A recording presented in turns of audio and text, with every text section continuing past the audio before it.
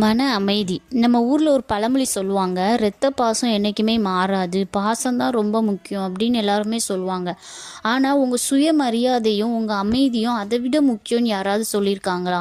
உங்களை ரொம்ப மட்டம் தட்டுறதும், உங்களை மதிக்காமல் பேசுகிறதும், உங்களை எமோஷ்னலாக பேக்மெயில் பண்ணுறதும், உங்களை எப்போவுமே நீ இதெல்லாம் பண்ண மாட்டேன், நீ இதுக்கெல்லாம் நீ செட் ஆக மாட்டேன்னு உங்களை சொல்லிக்கிட்டே இருக்கிற இப்படிப்பட்ட டாக்ஸிக் மனிதர்கள் நம்ம லைஃப்பில் கண்டிப்பாக இருப்பாங்க. இவங்க உங்கள் கூட பிறந்தவங்களாக இருக்கலாம், இல்லை உங்கள் சொந்தக்காரங்களாக இருக்கலாம், உங்கள் குடும்பத்தில் உள்ளவங்களாக இருக்கலாம்.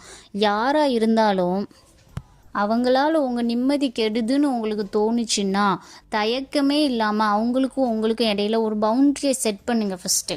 இந்த பவுண்ட்ரி ஒரு ஹெல்த்தி பவுண்ட்ரியாக மெயின்டைன் பண்ணுங்கள். உங்ககிட்ட அட்வான்டேஜ் எடுத்து அவங்க பேச முடியாத அளவுக்கு இருக்கட்டும்.